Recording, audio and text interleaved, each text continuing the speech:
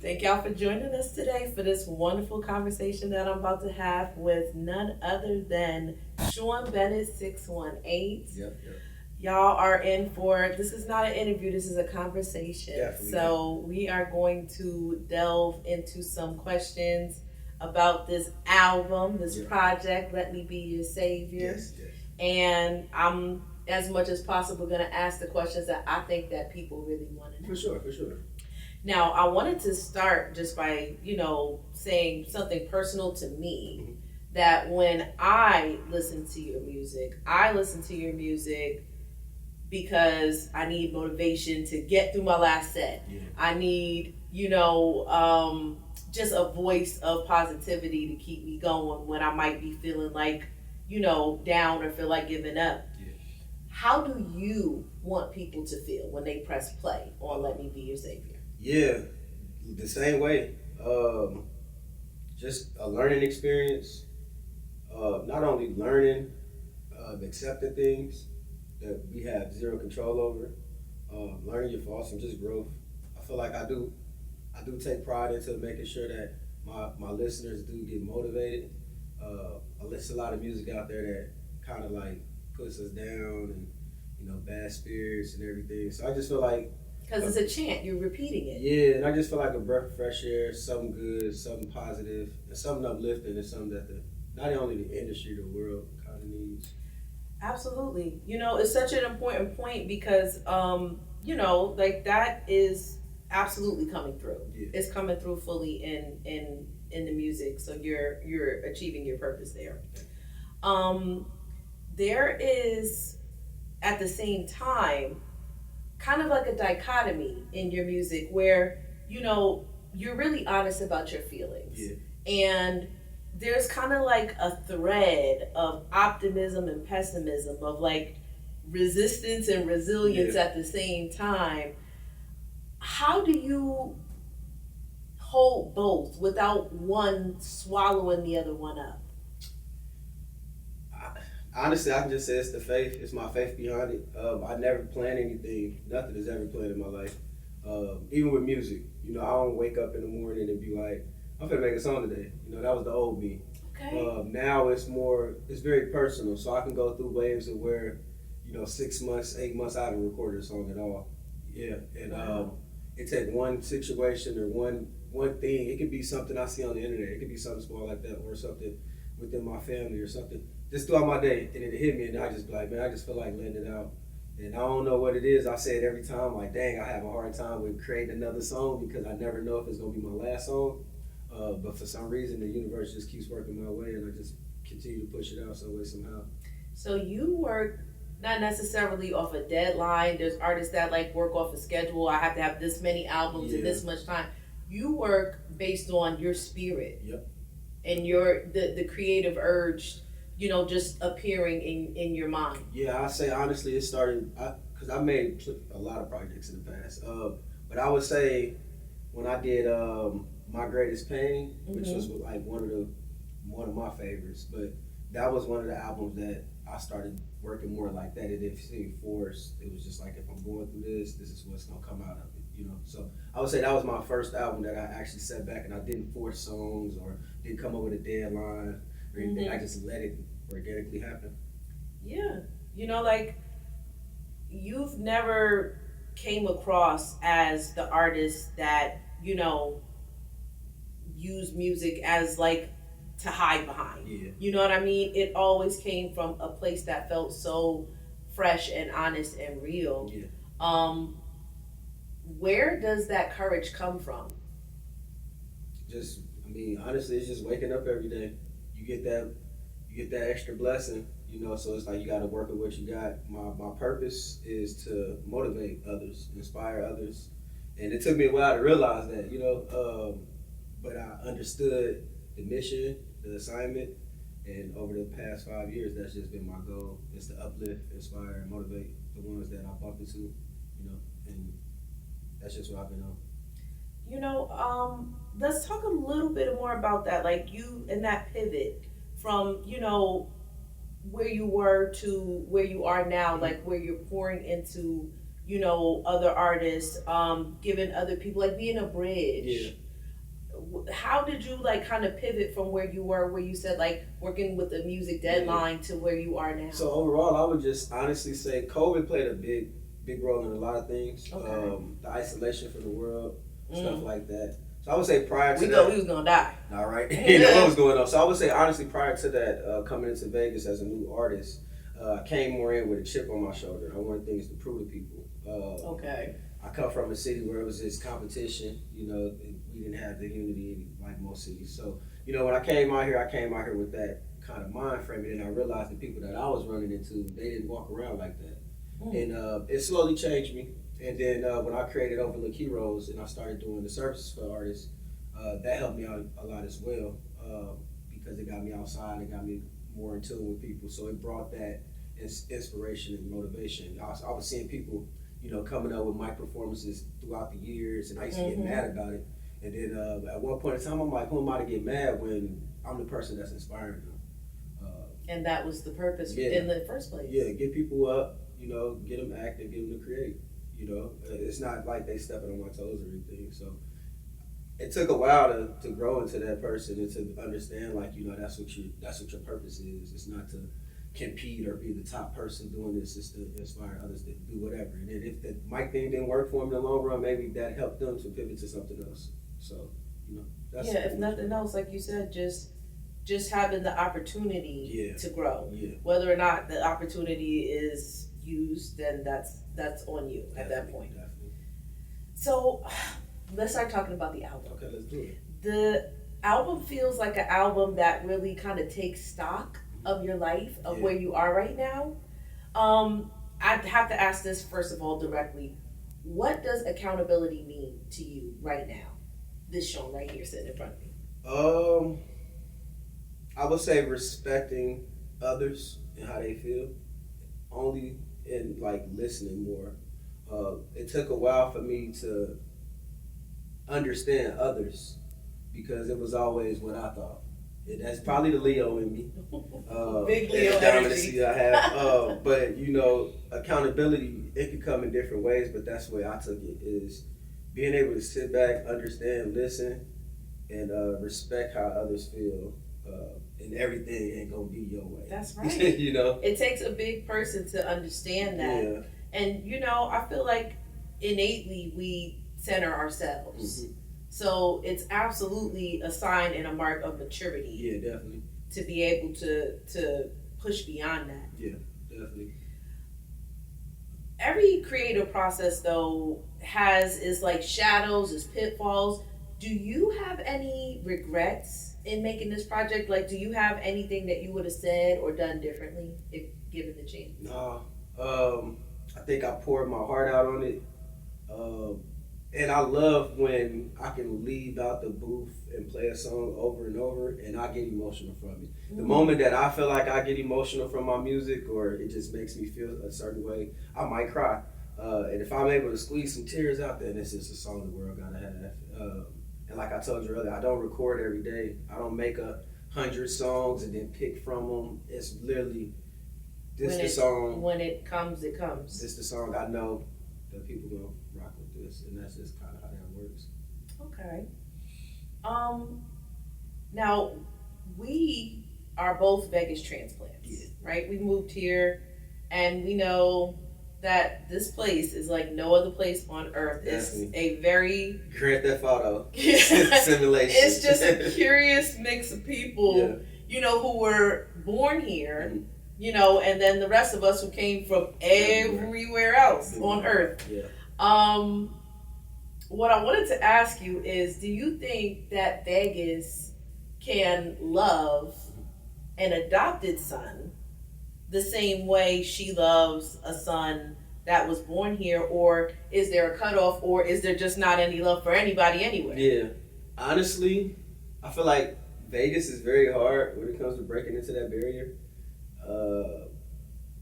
I feel like I'm the perfect example of it though. Coming out here, showing them that I'm not walking around here like the big person. I'm willing to help. I'm willing to work with people. Mm-hmm. So yeah, I would say, I mean, I'm the perfect example of that. So I can't say that it can't happen. But who's to know the next person that can do that? That's true. But I do feel like Vegas can adopt people from outside, embrace them, respect them. And then you got those others. It's always the others, you know what I'm saying? Yeah. And they come around. But yeah, for the most part, I feel like Vegas does. But at the same time, you can understand that, right? Mm-hmm. Like, I mean, putting the shoe on the other foot, coming to a place and, someone, opening their arms to you, it does put you in kind of a situation where you want to not necessarily tread lightly, but you want to show the necessary respect. Yeah, definitely. And that was just my whole thing about it. I never came out here disrespecting the city. I never disrespected the city one time. Not at all. And that was just, I'm a person that's been in multiple cities, and I know how to navigate, and I know how to respect the city outside looking in. And then when you finally get embraced, then everything just kind of works out and falls for you. But Vegas was a little different than the other cities I've been to, and it wasn't easy. I tell people all the time, I might have made it look easy. It was far from easy. It took maybe three years, my first 3 years, to have to deal with not being in the circle and watching everybody, grow and things happen. Even the Fifth Element, when y'all had that, I was outside looking in, wanting to be a part of that.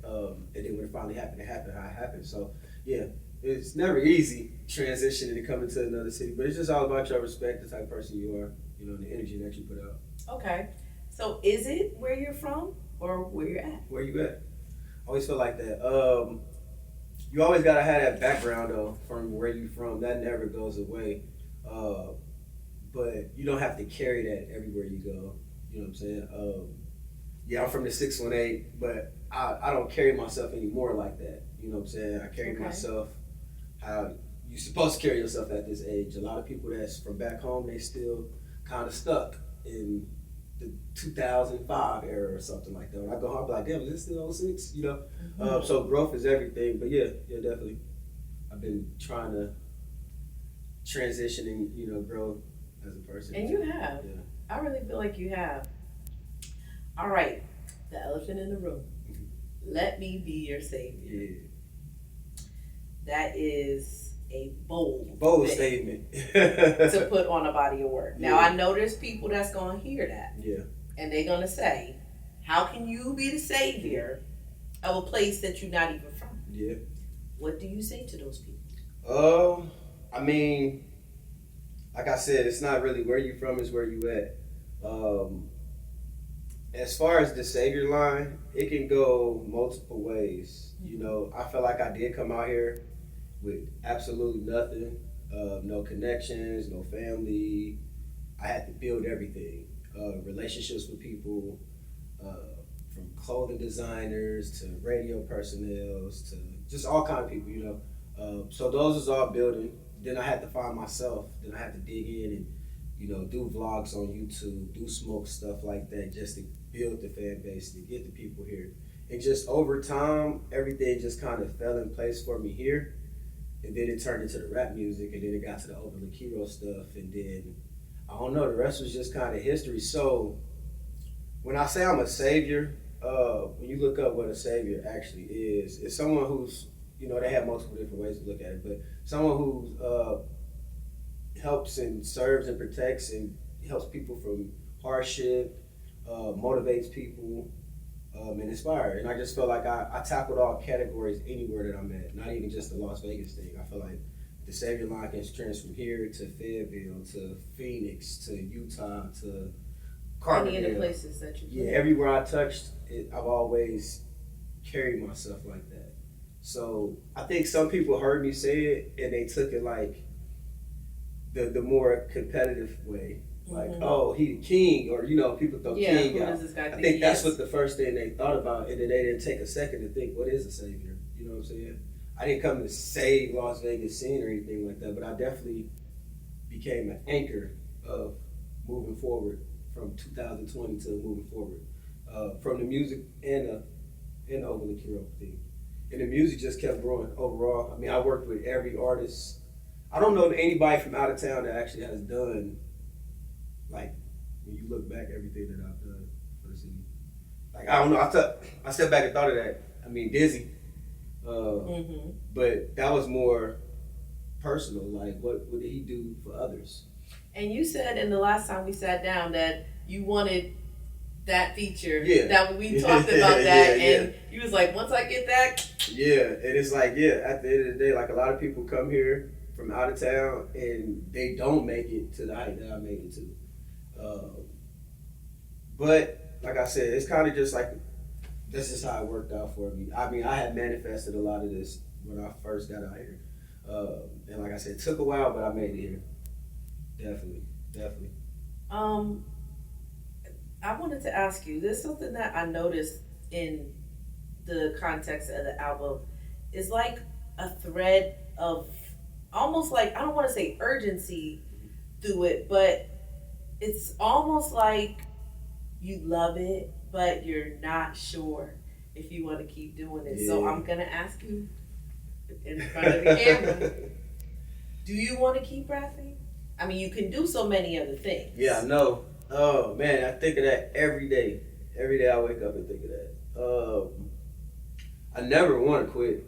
You know, that's like the last thing as an artist you want to even think about. It's like, is this my last song? Or, yeah. You know what I'm saying? And it's like planning your own burial. Yeah, definitely.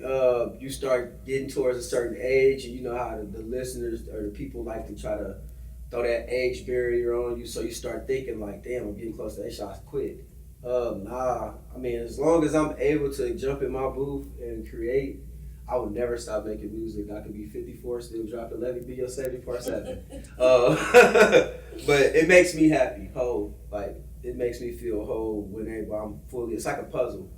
That's how I always looked at music. It's like that puzzle. Once you put the pieces together and it's finally that full, it's just beautiful. You just helped me just now saying that. It is. Yeah. It's like a puzzle. Definitely. And, you know, sometimes you start with the side piece, and sometimes you start with the, you know, part in the middle from the top, and you just, you know, collect all the pieces until it fits together, and it's a picture. Beautiful picture. So I don't know. I think of that all the time, though. I contemplate it a lot, especially when I make projects. I always be like, damn, is this my last project? Could this be my last project? So I always go into the studio thinking that. So maybe that's why it comes out like that. But I don't want it to be my last, for sure. I don't want to be. I'm my biggest fan, so that's just like you need to be. Yeah, I'm my biggest fan. You have to be. You have to be happy with it. If you're not happy with it, just start over. Yeah, definitely. I don't want to quit. I'm able to balance both right now pretty well with the camera and the music still. So I enjoy doing it. It keeps me whole. So going into that, you got that line. You said they always ask me why I'm still rapping. It's an ill passion. I don't do it for the fame. I do it to see their reaction. Yeah. Okay. So now, as a fellow MC, I feel like I know where you're going to go with this, but how important is that reaction to you, those O's? Like, oh. It's very important. I know a lot of people like to act like... People will front. You know, like, I just do this and I don't really care about... Cut it out. Nah, you really want your listeners to love and enjoy what you put your heart into. Of course. So, I mean, any comment, any gesture, anything you say to me in public, like, I take that in so... wholeheartedly, you feel me? And that's just me. It feels good. Yeah, it feels good. So it just makes you feel rewarded for your work. So it definitely matters. And when I said that line, it was the same thing. Like people try to throw that age cap on you. Mm-hmm. So we're like, oh, you're 40, you shouldn't be rapping no more. Or like, nah. I mean, as long as I'm motivating my people, I'm not telling y'all to go grab a gun and shoot somebody or go rob the bank. And let me just say that hip-hop is the only art form that does that to its artists. Because Sammy Hagar is still going on tour. Oh, for sure. Right now, okay? All those guys can still sell out arenas and make money, and nobody cares how old they are, but when it comes to us, it's a young person's sport, and I fully disagree. Yeah, I always tell people all the time, never look at it like that. I mean, when you get to a certain age, maybe you can do it a little different, or you can change your ways a little bit. Maybe what you was rapping about at 25, the subject matter. You know, that definitely helps. But I do know a lot of people that's usually the issue when they have to face that. It's like, damn, I'm 40 still rapping about this. How people gonna look at me? So that's just all about growing and changing your outlook on life. Yeah. Mm-hmm. Now, as far as production, when we talked, you had mentioned that you wanted to go back Yeah. to like a previous time, like Yeah. to, like You Only Die Twice. Yeah. Sean Bennett. Yeah, I was trying to really dig into that because that was the period where I felt like Vegas didn't really still know who I was. It was getting there, but that was like the last person that I remember before I got to where I'm at now.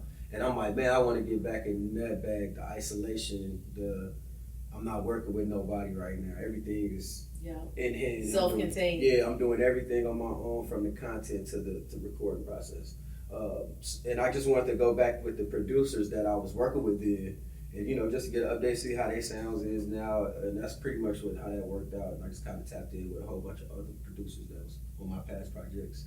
Okay. And, yep.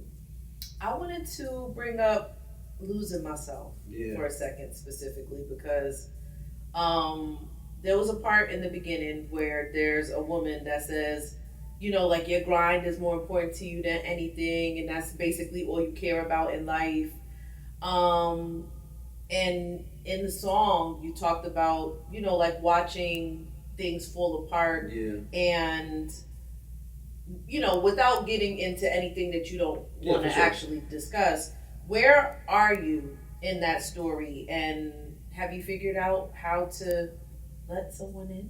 Yeah, so really, I mean, I feel like that song came apart. I did that song earlier this year, right after I lost my job. So I had my job for like 4 or 5 years.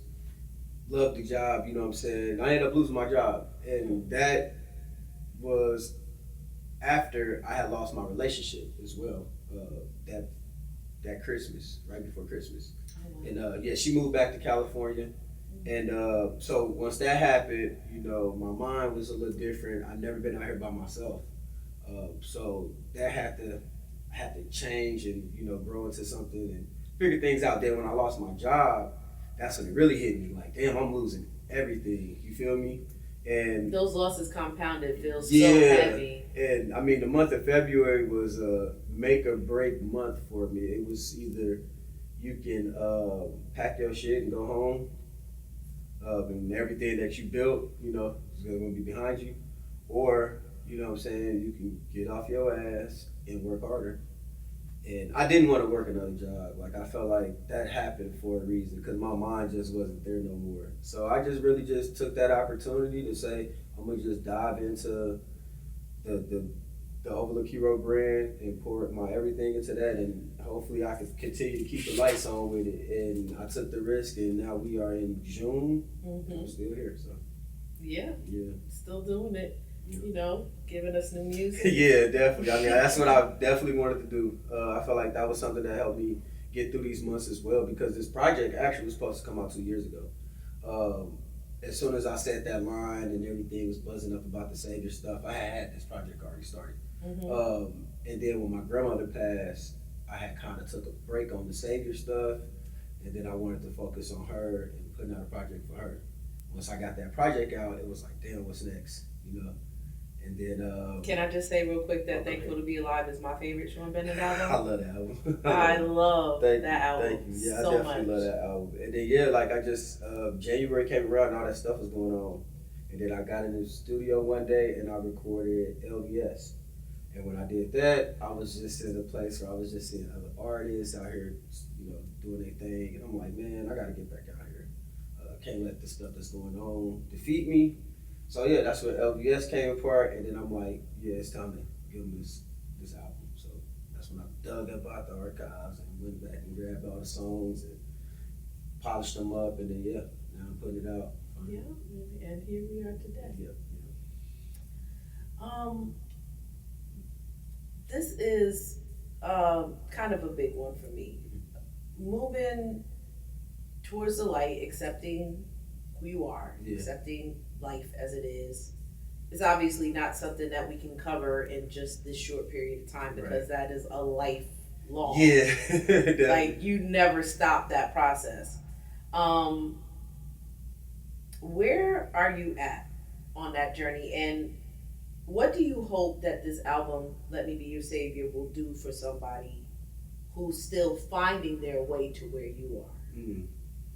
I like that. Well, I'll start off by saying that what I want the world to take from this album is one, the accountability, of course.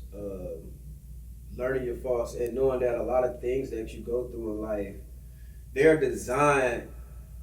It's two ways you can go about it. I always look at it. You can either look at a thing or a situation like, this is my breaking point. This is what's going to have me, off the meter, messed up in the world, in the head, everything. Or like you can take that and build something beautiful out of it.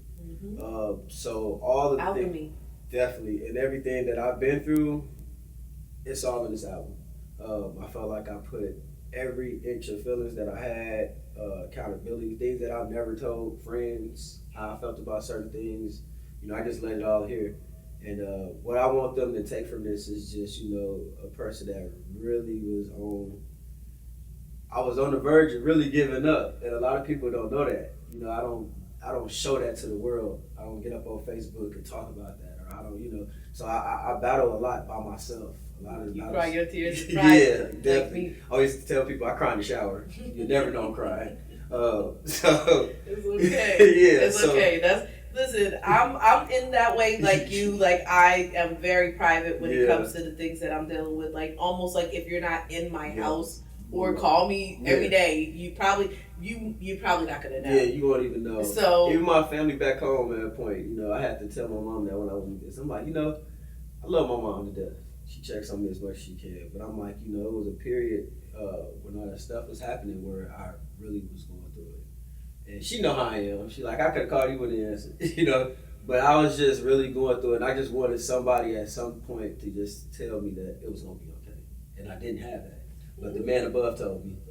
And I got up and I got off my ass. And that's when, like I said, that's when this came apart. So this is real life right here. I tell people all the time, music is not something that I do for fun no more. It's literally real life. It is. It's real life for sure. It's giving those feelings a way to exist in a way that's not gonna be detrimental or destructive or cause you to be bitter. Mm-hmm. It's really a healthy way to deal with shit. Like I'm sure that there's many other things. Yeah, for sure. That you could do to work those feelings out. Yeah, and thankfully you chose the mic. And definitely, and I mean, like I said, I know I'm saying let me be your savior, but like this music, this album saved me. So at the end of the day, it was my savior. You know what I'm saying? And I'm like, people would never look at it like that, but it was really my savior at the end of the day because I was really ready to give up everything from the camera to the Overlook Hero brand. I'm telling you, I was ready to pack my car with a bunch of Jordans and my dog. And we was finna hit that road. And like I said, all them Jordans wouldn't fit in that car. I would have got as many as I could for sure. It would have been stuff. But I just knew the mission wasn't over. You know what I'm saying? Giving up is the easy thing to do. I just, took it on the chin. And we went to this.